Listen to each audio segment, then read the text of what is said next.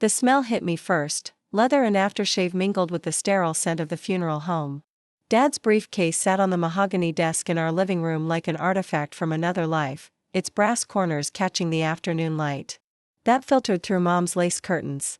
3 weeks had passed since the heart attack took him, and I still couldn't bring myself to touch anything that belonged to him. Before we jump back in, tell us where you're tuning in from, and if this story touches you, make sure you're subscribed, because tomorrow, I've saved something extra special for you. Marcus, you need to go through his things, Mom had said that morning, her voice hollow as she stirred sugar into coffee she wouldn't drink. The lawyer needs his files for the estate. I'd nodded, knowing she was right, but my hands had trembled. Anyway, Dad and I weren't close, hadn't been for years, but sorting through someone's final possessions felt like performing surgery on a ghost. The briefcase opened with a soft click, revealing the organized chaos I remembered from childhood. Dad was meticulous about everything except this leather repository of his professional life. Manila folders jutted out at odd angles, business cards scattered like fallen leaves, and a half-eaten roll of antacids sat next to a stack of client contracts. I began sorting methodically. Insurance policies in one pile, client files in another, random business cards in a third. Dad had been a commercial real estate broker for 37 years, and apparently, he'd never thrown away a single document. The deeper I dug, the more familiar the rhythm became: another contract, another property listing, another reminder of how consumed he'd been with work. That's when I found it, tucked between a folder marked Henderson Properties and a stack of expired business licenses was a child's drawing.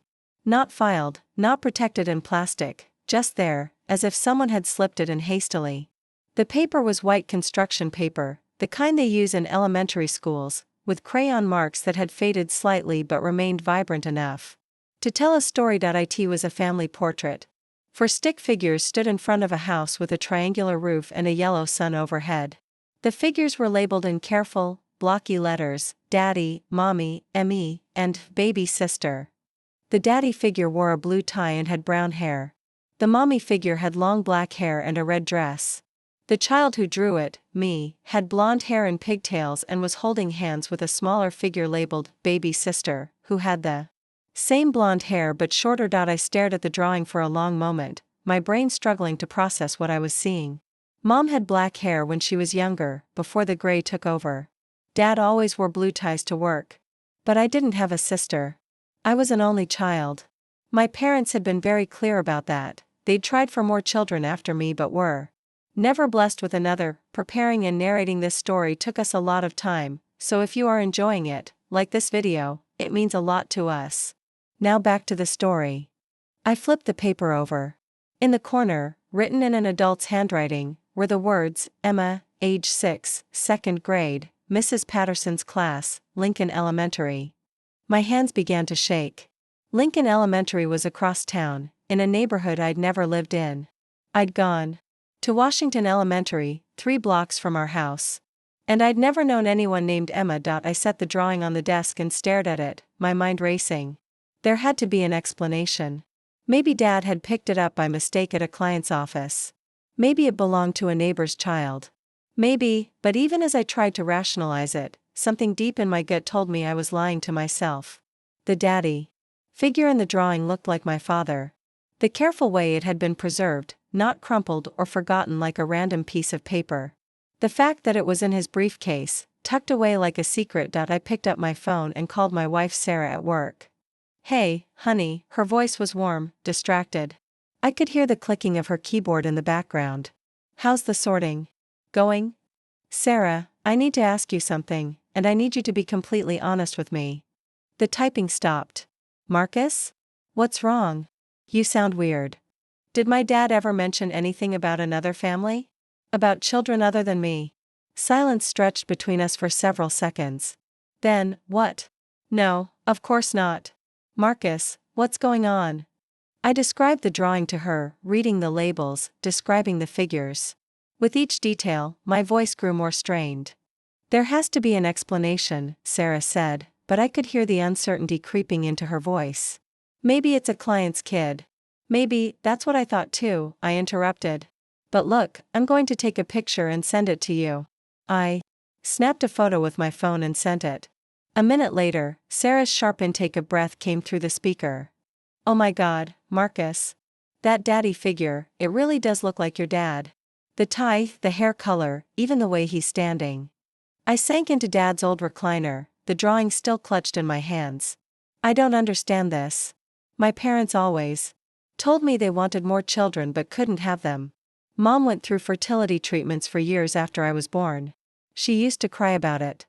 Maybe you should ask your mom." The thought made my stomach lurch. Mom was barely holding herself together since Dad's death. The idea of confronting her with this, whatever this was, felt cruel. But I also knew I couldn't pretend I'd never seen it. I don't know how to bring this up to her. What if there's an innocent explanation and I'm just creating drama during the worst time of her life? And what if there isn't? Sarah's voice was gentle but firm. "Marcus, if your father had another family, don't you think you deserve to know?" After we hung up, I sat in the growing darkness of the living room, the drawing spread out on the coffee table in front of me. I turned on a lamp and studied every detail. The house in the background had green shutters and a red door. There was a dog in the yard, a small brown dog that looked like a beagle. In the upper right corner, barely visible in purple crayon, were the letters 2018. 3 years ago. Emma would be 9 now, if she was real. If this family was real. I thought about my father, quiet, methodical Richard Chen. He'd worked long hours my entire childhood, often leaving before I woke up and returning after dinner. Mom used to joke that he was married to his job. He traveled frequently for work, sometimes for days at a time. Regional conferences, client meetings, property surveys in distant cities. How easy would it have been to maintain a double life? How simple to tell one family you were traveling for work while you were actually with another family across town. My phone buzzed with a text from Sarah, "Coming home early. We'll figure this out together." I folded the drawing carefully and slipped it into my jacket pocket. Whatever this was, whatever it meant, I couldn't face it alone. And I couldn't face my mother with it tonight, but as I sat there in Dad's chair, surrounded by the detritus of his professional life, one thought kept circling through my mind like a vulture. If Emma was real, if this family was real, then everything I thought I knew about my father, about my family, about my entire childhood, was a lie. The briefcase gaped open beside me, full of documents that suddenly felt less important than the single piece of construction paper in my pocket. A child's innocent drawing that might be the key to unraveling 34 years of carefully constructed deception. I pulled out my laptop and opened a browser. My fingers hovered over the keyboard for a moment before I typed, Lincoln Elementary School Faculty Directory. If Mrs. Patterson was still teaching there, if she remembered a blonde-haired girl named Emma from her second grade class 3 years ago, then I would have my first real clue. And if that clue led where I suspected it might, then tomorrow I would have to make a choice, protect my grieving mother from a devastating truth, or follow the thread that might lead me to a sister I never knew existed. The screen loaded, and there it was, Mrs. Patricia Patterson, second grade teacher, Lincoln Elementary School, 15 years of service. My heart hammered against my ribs as I reached for my phone to dial the school's main number. Outside, the sun was setting, casting long shadows across the room where I'd grown up believing I was an only child. In 12 hours, when the school opened, I would make a call that might change everything I thought I knew about my family forever. I didn't sleep. Every time I closed my eyes, I saw Emma's crayon drawing, the careful way she'd labeled each family member, the pride evident in every colorful stroke. At 3 a.m., I gave up pretending and made coffee, sitting at the kitchen table with my laptop, researching everything I could find about Lincoln Elementary. The school's website was typical: smiling children, announcements about fundraisers, a photo gallery from last year's science fair. I scrolled through pictures of gap-toothed kids holding volcano projects and solar system models, wondering if any of these faces belonged to my alleged half-sister. Sarah found me there at dawn, still hunched over the screen. "Any sleep at all?" she asked, kissing the top of my head before pouring herself coffee. "Couldn't." I showed her what I'd found. "Look at this, the school's been there for 42 years. Mrs. Patterson has taught second grade for 15 years. If anyone would remember Emma, it would be her." Sarah sat across from me, studying my face with the expression she wore when she was worried about me but trying not to show it. "Marcus, I need to ask you something, and I don't want you to get defensive." "Okay. Are you sure you want to know the truth?" Because once you make this phone call, once you start digging, you can't unknow whatever you find out. I'd been asking myself the same question all night. The safe thing would be to throw the drawing away, pretend I'd never found it, let my father's secrets die with him. Mom would never have to know. I could protect her from whatever pain this discovery might bring, but every time I closed my eyes, I saw that little girl's careful handwriting, baby sister. I have to know, I said. If I have a sister out there, if Dad had another family, they deserve to know he's gone. And I can't live the rest of my life wondering. At exactly 8:15 a.m., I dialed Lincoln Elementary. My hands were steady, but my voice nearly cracked when the receptionist answered. Lincoln Elementary, this is Mrs. Rodriguez. How can I help you? Hi, I'm trying to reach Mrs. Patterson, the second-grade teacher. It's regarding a former student of hers. Hold on, let me check if she's available. May I ask what this is regarding? I'd rehearsed this moment a dozen times. My name is Marcus Chen. I believe my half-sister was in her class in 2018. Emma. I'm trying to locate her family. There was a pause. One moment, please. The hold music was some cheerful instrumental that made my teeth ache. After what felt like an eternity, a warm voice came on the line. This is Patricia Patterson. I understand you're asking about one of my former students. Yes, ma'am. Emma. She would have been in your second-grade class in 2018. Blonde hair, about 6 years old. I have a drawing she made that shows our father, and I'm trying to understand. I trailed off, realizing how insane this must sound. Emma Chen? Mrs. Patterson's voice changed, became cautious. May I ask why you're calling about her? The last name hit me like a physical blow. Chen. Emma Chen. My father's last name. She was real. Mrs. Patterson, I think Emma might be my half-sister. Our father, Richard Chen, passed away 3 weeks ago, and I found her drawing in his belongings. Until yesterday, I had no idea she existed. Silence stretched between us. Then, oh my goodness. Mr. Chen, this is very unusual. I'm not sure I should be discussing student information with you. I understand your concern. But if Emma is who I think she is, then her father just died, and she might not even know. Please, I just need to know if she's okay, if her family knows what happened. Another long pause. I could hear children's voices in the background, the sounds of a school day beginning. Mr. Chen, I need to be very careful here. But I will say this, Emma Chen was indeed in my class in 2018. She was a lovely little girl. Very artistic, very bright. She talked about her daddy often. My throat tightened. Did she ever mention having a brother? She did, actually. She said she had a big brother named Marcus who lived with their daddy's other family. She was very matter-of-fact about it, the way children often are about complicated family situations. The world tilted. Emma knew about me. Had always known about me. Mrs. Patterson, I need to find her. I need to find her mother. Do you have any contact information? I can't give out personal information, Mr. Chen. But I can tell you that Emma transferred to Riverside Elementary at the beginning of 4th grade. That was last year. Transferred? Why? Her mother remarried. They moved to a different district. Another dead end. But at least I had a new school to call, a new thread to follow. Mrs. Patterson, one more question. When Emma talked about her father, about Richard Chen, did she seem to understand that he had 2 families? Children that age don't always grasp the complexity of adult relationships. But yes, she seemed to understand that her daddy visited her and her mommy, and that he had another house where he lived with you and your mother. She drew pictures of both families quite often. Both families? The casual way Mrs. Patterson said. It made my stomach churn. How many people had known about Dad's double life? How many teachers, neighbors, family friends had been keeping this secret? Thank you, I managed. Thank you for being honest with me. Mr. Chen? I hope you find her. Emma used to ask about you sometimes. She wanted to meet her big brother. I hung up and immediately called Riverside Elementary. This time, the receptionist was less accommodating. I'm sorry, but we can't discuss current or former students without proper authorization. You'd need to speak with the district office.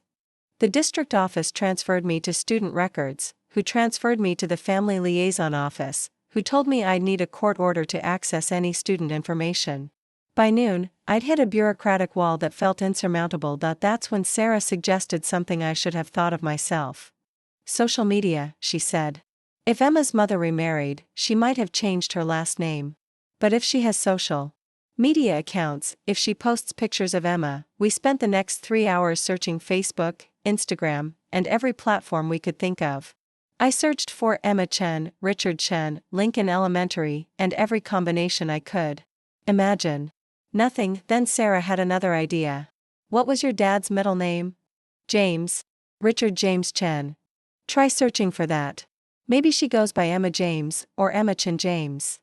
5 minutes later, we found her, Emma James. Age 9. 4th grade at Riverside Elementary. In her profile picture, she was grinning at the camera, missing 2 front teeth, blonde hair and the same pigtails from her drawing. She looked exactly like I had at that age, before my hair darkened to black like Dad's. Her mother's name was listed as Diana James Morrison. Newly married, based on the wedding photos from 6 months ago. In one photo, a tall man with kind eyes had his arm around a petite woman with dark hair and Emma between them, all three laughing at something off camera. I scrolled through Diana's photos with shaking hands. There were pictures of Emma at school plays, birthday parties, family vacations. Normal kid stuff. But what made my chest tighten were the older photos. Pictures of Emma as a toddler with a man who was unmistakably my father. There he was, pushing Emma on a swing. Reading her a bedtime story. Teaching her to ride a bicycle in what looked like a small backyard. In every photo, he looked relaxed, happy, even more at ease than I ever remembered him being with me. Jesus, Sarah whispered, looking over my shoulder. How long do you think this went on? Based on these pictures? Emma's whole life. Look at this one, she can't be more than 2 here. The photo showed Dad holding a tiny Emma, both of them covered in flour, standing in a kitchen I didn't recognize. Emma was reaching for his nose, her face scrunched up in delighted laughter. The timestamp read March 2014. I did the math quickly. Emma was born in 2012. I would have been 25, newly married to Sarah, just starting my career as a graphic designer. Dad had been traveling more than usual around that time, claiming new clients required more hands-on attention. Marcus, Sarah's voice was gentle. Look at this. She pointed to another photo, this one from Emma's 4th birthday party. Emma sat at a small table with a princess-themed cake, for candles blazing. Dad was beside her, helping her blow them out. But in the background, barely visible on the refrigerator, I could see other photos. Family photos. I zoomed in as far as the image quality would allow. There, magnet to the refrigerator in this unknown kitchen, were what looked like school pictures. A progression of photos showing Emma growing up, year by year, but there was something else. In the corner, partially obscured by Emma's birthday decorations, was what looked like another school photo. Of a boy with dark hair and familiar features. Me. My own school pictures were hanging on the refrigerator in my half-sister's kitchen. He kept pictures of both of us, I said, my voice barely above a whisper. In both houses. Sarah's hand found mine across the table. What are you going to do? I stared at Emma's smiling face on the screen. 9 years old. Probably in 4th grade right now, maybe sitting in math class or art class, having no idea that her father was dead. Having no idea that her half-brother was staring at her picture, trying to figure out how to destroy her world with the truth. I need to contact Diana. Emma's mother. How? I looked at Diana's profile again. Her settings were fairly private, but I could send her a message through Facebook. The question was what to say. How do you introduce yourself to a woman who's been sharing your father with your mother for 9 years? I opened a new message and stared at the blank screen for 10 minutes before I started typing. Ms. Morrison, my name is Marcus Chen. I believe you knew my father, Richard Chen. I'm writing because Richard passed away 3 weeks ago from a heart attack. And I wanted to make sure you and Emma were aware. I found a drawing Emma made in Richard's belongings, and I've been trying to understand the situation. I had no idea Emma existed until yesterday. I know this must be shocking to receive, and I'm sorry for contacting you this way. But I thought you should know about Richard's death, and I would very much like to talk with you about Emma. If you're willing, please feel free to call me at my number, or respond to this message. Sincerely, Marcus Chen. I read the message 5 times before sending it. Each word felt inadequate, too formal for the magnitude of what I was saying, too casual for the devastation it would cause. Now what? Sarah asked. Now we wait. The response came 2 hours later. My phone buzzed with a notification that made my heart skip. Marcus, I can't believe you found us. Yes, I knew your father. Emma is his daughter. I've been wondering how to tell her that Daddy Richard isn't coming to visit anymore. Can you call me tonight after 8? Emma will be asleep by then. We need to talk. Diana. I showed the message to Sarah, who read it twice before looking up at me with wide eyes. She's been wondering how to tell Emma he isn't coming anymore. Marcus, she's been waiting for him to show up. The implications hit me like a truck. For 3 weeks, while I'd been dealing with funeral arrangements and estate lawyers and sympathy casseroles, a little girl across town had been waiting for her daddy to come visit. Maybe she'd been watching out the window, asking her mother when he was coming, wondering why he hadn't called. That evening, I sat in my car in the parking lot of a 24-hour diner, gathering courage to make the most important phone call of my life. At exactly 8:05 p.m., I dialed Diana's number. She answered on the first ring. Marcus? Yes. Thank you for agreeing to talk with me. I've been dreading this conversation for 9 years, she said, her voice tired but steady. I always knew. Someday Emma would want to meet you, or you would want to meet her. I just never imagined it would happen like this. Diana, I need you to know that I had no idea Emma existed. My father never told me about her, about you. I found her drawing completely by accident. I know. Richard was very clear that his other family didn't know about us. He said it would complicate things. Complicate things? As if having a secret daughter was a scheduling conflict. How long were you and my father together? About 10 years. We met when Emma was 2.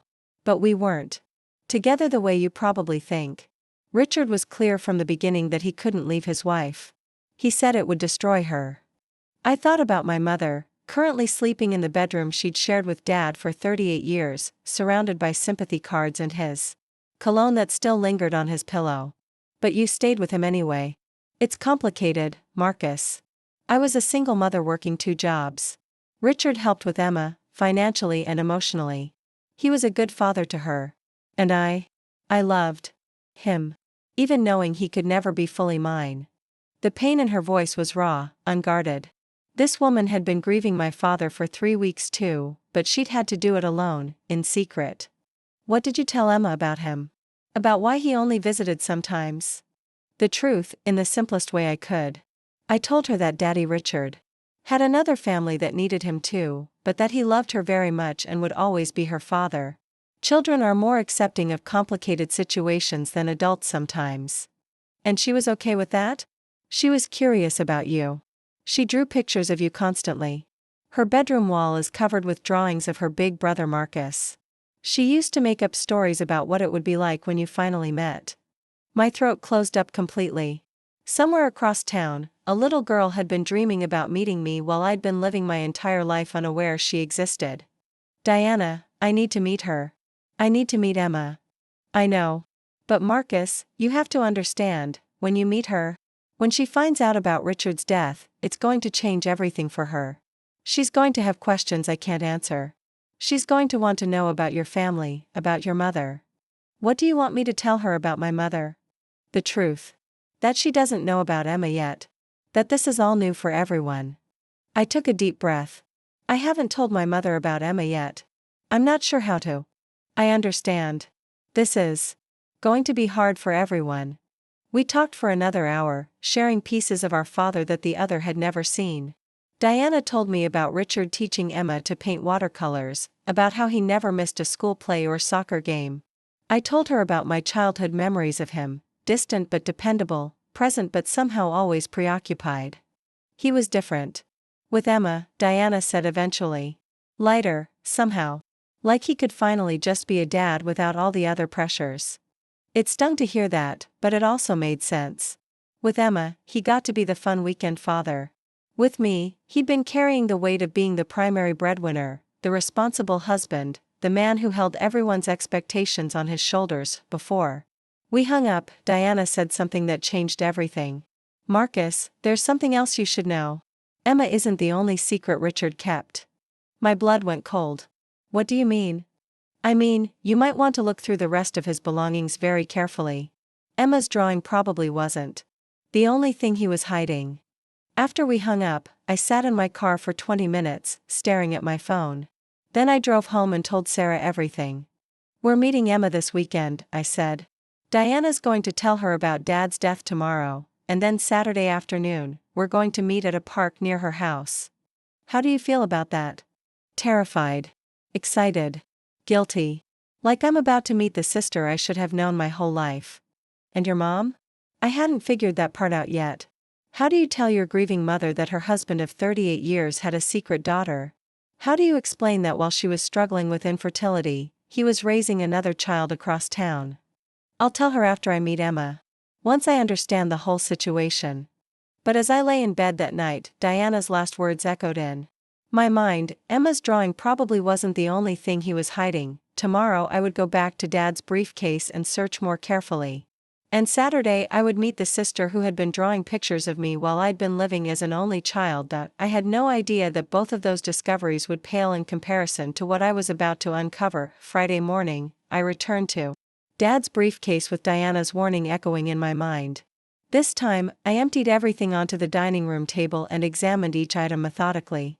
Business cards, receipts, old contracts, nothing seemed unusual until I reached the bottom compartment, a section I'd missed during my first search. Tucked beneath the leather lining was a manila envelope, worn soft at the edges. Inside were photographs, dozens of them. Pictures of Emma I'd never seen on social media. Emma taking her first steps. Emma's first day of kindergarten. Emma losing her first tooth. But there were other photos too, ones that made my hands tremble. A young woman with auburn hair holding a newborn baby. The timestamp read 2007. Another photo showed the same woman with a toddler who looked remarkably like me at that age. A third showed what appeared to be a family Christmas scene, the woman, the child, and my father, all wearing matching red sweaters. I flipped the photos over. In Dad's handwriting, Rebecca and Lucas, Christmas 2008. Lucas, first day of school. 2010, Rebecca, Lucas, and me at the zoo, 2011. Rebecca. Lucas. Another family. Another secret. My vision blurred as I counted the photos. 23 pictures spanning what looked like 5 years. Lucas would be around 16 now, maybe 17.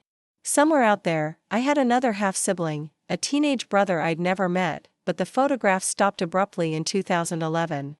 The last one showed Lucas, maybe 6 years old, building a sandcastle on a beach while Dad crouched beside him, both of them grinning at whoever was holding the camera. At the bottom of the envelope was a folded piece of paper. A death certificate dated March 15, 2011. Rebecca Marie Hoffman, age 29. Cause of death, automobile accident. I sank into a chair, the papers scattered across the table like pieces of a puzzle I couldn't bear to complete. Dad hadn't just had one secret family, he'd had two. And when Rebecca died, what happened to Lucas? Sarah found me there an hour later, staring at the photos with tears streaming down my face. Marcus? What is it? What did you find? I showed her everything. The photos, the death certificate, the timeline that painted a picture of my father as a man living 3 separate lives. Sarah sat beside me in stunned silence, picking up each photo with careful hands. This explains so much, she whispered. Remember how your dad used to disappear for entire weekends when you were in college? How he always said he was at real estate conferences in other cities. I nodded, remembering those mysterious trips. Mom never questioned them. Dad had always been a dedicated businessman. But now I understood. He wasn't just managing properties. He was managing families. Sarah, what if Lucas is still out there? What if he doesn't know Dad is dead either? We'll figure it out, she said, squeezing my hand. But first, you need to meet Emma tomorrow.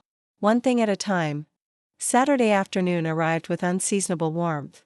Riverside Park was busy with families enjoying the sunshine, children on swings, couples walking dogs, teenagers playing frisbee. Sarah and I found an empty bench near the playground and waited. Diana arrived first, looking nervous but determined. She was smaller than I'd expected, with kind eyes and laugh lines that spoke of someone who smiled often despite life's complications. We shook hands awkwardly, two strangers bound together by a man we'd both loved and apparently never fully known. She's excited to meet you, Diana said, settling beside us on the bench. But she's also confused about why Daddy Richard hasn't been visiting. I told her he went to heaven, but she doesn't really understand death yet. 10 minutes later, I saw her. Emma walked across the grass holding the hand of a tall man with graying temples, Diana's new husband, I assumed. Even from a distance, the family resemblance was unmistakable. Emma had my father's determined walk, the same way of tilting her head when concentrating. When she was close enough to see clearly, my breath caught. She looked exactly like the little girl in her drawing, but older, more serious. Her blonde hair was longer now, braided with small blue ribbons. She wore a yellow sundress and sneakers that lit up when she walked. Emma, Diana called softly. Come meet your brother Marcus. Emma stopped a few feet away, studying my face with the intense scrutiny only children possess. Then, without warning, she launched herself at me, wrapping her arms around my waist. In a fierce hug. You're really real, she mumbled into my shirt. I thought maybe I made you up. I knelt down to her eye level, my throat tight with emotion. I'm real. And you're real. And I'm so sorry it took me this long to meet you. She pulled back, her blue eyes, Dad's eyes, searching my face. Why didn't Daddy Richard bring you to visit before? The question I'd been dreading. I glanced at Diana, who nodded encouragingly. Sometimes grown-ups make things more complicated than they need to be, I said carefully.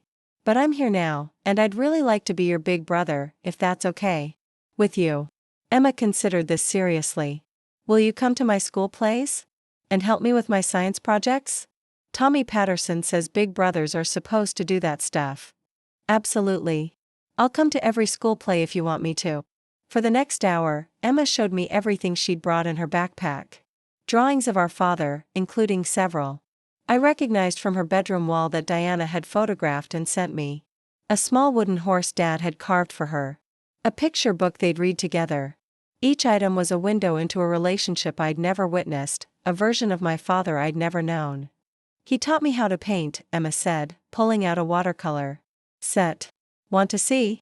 She spread a piece of paper on the picnic table and began painting with confident strokes. As I watched her work, I saw my father's hands in hers, the same careful precision, the same patient attention to detail. Emma, I said gently, do you remember Daddy Richard talking about anyone else? Another family, maybe? Someone named Lucas? Emma's brush paused mid-stroke. She looked up at me with surprised eyes. You know about Lucas? My heart hammered. A little. Can you tell me about him? Lucas is our other brother. But he lives far away now, with his grandma and grandpa. Daddy Richard used to visit him too, but then his mommy went to heaven, and the grandparents said Daddy Richard couldn't visit anymore because it made Lucas too sad. Diana leaned forward, her face pale. Emma, honey, Daddy Richard told you about Lucas? Emma nodded matter-of-factly. He showed me pictures. Lucas looks like Marcus but younger. Daddy Richard said someday we'd all meet each other, when we were ready. I exchanged glances with Diana and Sarah. Dad had been planning some kind of reunion? Or had he simply been buying time, promising a future he never intended to deliver? Do you know Lucas's last name? I asked. Or where his grandparents live? Emma scrunched up her face, thinking hard. Hoffman, I think? And they live in Oregon? Or Ohio? Somewhere that starts with O. After Emma finished her painting, a surprisingly sophisticated landscape featuring 3 stick figures holding hands under a rainbow, Diana's husband took her to the playground. Diana, Sarah, and I sat at the picnic table, processing what we'd learned. Richard told me about Rebecca, Diana said quietly. He said she died in a car accident and that her parents blamed him for being in her life. They cut off all contact. And took Lucas. But Emma knows about him, Sarah pointed out. Your father was still talking about Lucas years after Rebecca died. I pulled out my phone and searched for Hoffman, Oregon Lucas. After several tries with different combinations, I found what I was looking for, an obituary from 2019. Robert James Hoffman, age 67, survived by his wife Margaret and grandson Lucas James Hoffman, age 14. Below the obituary was a link to a local Oregon newspaper article, Local Teen Wins State Science Fair. The photo showed a lanky teenager with dark hair and familiar eyes holding a trophy. Lucas Hoffman, now 17, a senior at Hillcrest High School. He's alive, I whispered. He's in Oregon, and he's alive. Diana read over my shoulder. Marcus, you have to understand, if his grandparents cut off contact with Richard, they might not know he's dead. And they might not want you reaching out to Lucas. She was right, but I couldn't let it go. Lucas was my brother. Emma was my sister. We were family, whether our father had been honest about it or not. That evening, I finally called my mother. Mom, I need to come over. There's something important we need to discuss. Of course, honey. Is everything all right? You sound upset. An hour later, I sat in my childhood living room, the photos of Emma and Lucas spread across my mother's coffee table. Mom stared at them in silence for a long time, occasionally picking one up to examine it more closely. I knew, she said finally, her voice barely above a whisper. What? I knew something was going on. The phone calls he wouldn't take in front of me. The business trips that never seemed to result in new clients. The way he kept his briefcase locked. She looked up at me, her eyes dry but devastated. I just didn't want to know the details. Mom, I'm so sorry. I didn't want to hurt you with this. She shook her head. You didn't hurt me, Marcus. Richard did. 38 years of marriage. And I spent the last 15 of them pretending not to notice that my husband was living a double life. Triple life, I corrected gently, showing her Lucas's photos. Mom studied the pictures of her husband with 2 children she'd never met, her face cycling through grief, anger, and something that might have been relief. What are you going to do? She asked. I'm going to be their brother, I said. Emma wants me in her life, and I think Lucas deserves to know his father is dead and that he has siblings who want to know him. Mom nodded slowly. Then that's what you should do. Your father may have lied to all of us, but that doesn't mean you have to keep living with his secrets. 2 weeks later, I was on a plane to Portland. I'd found Lucas through his school's website. He was president of the science club and had been accepted to MIT for the following fall. His grandmother had been less receptive to my phone call than Diana had been, but she'd eventually agreed to let me visit for one afternoon. The Hoffman house was a modest ranch in a quiet suburb. Margaret Hoffman was a stern woman with silver hair and suspicious eyes. She led me to the living room where Lucas waited, tall and awkward in the way of teenage boys, but with Dad's intelligent eyes and stubborn chin. Lucas, I said, extending my hand. I'm Marcus. I'm your half-brother. He shook my hand warily. Grandma says our dad died. He did. I'm sorry. I know this is confusing, but I wanted you to know that you're not alone. You have family who want to know you. For the next 3 hours, I told Lucas about Emma, about Diana, about the photos Dad had kept hidden. I showed him pictures of Emma's artwork, videos of her school plays, stories about the sister he'd never met. She knows about me? Lucas asked, his teenage reserve finally cracking.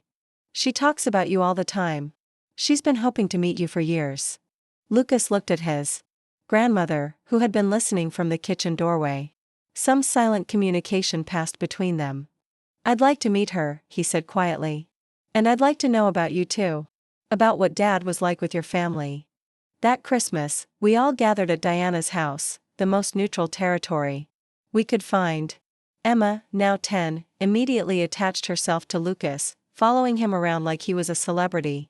Lucas, initially overwhelmed by her enthusiasm, gradually warmed to having a little sister who thought he hung the moon. Sarah and I hosted Mom, who surprised everyone by bringing homemade cookies and asking Emma detailed questions about her artwork. Diana's husband proved to be a kind man who understood the complexity of blended families. Even Margaret Hoffman came, staying for dinner and admitting that she'd missed having family around. As I watched Emma show Lucas her latest painting, a family portrait featuring all of us, including Dad as an angel watching from above, I thought about the drawing that had started it all. That simple crayon picture of a family Emma had imagined, a family she'd hoped would someday be real. Dad had spent his life keeping us separated, convinced that honesty would destroy the careful balance he'd constructed. But his death had finally forced the truth into the light, and instead of destruction, we'd found each other. Emma was right in her drawing. We were a family.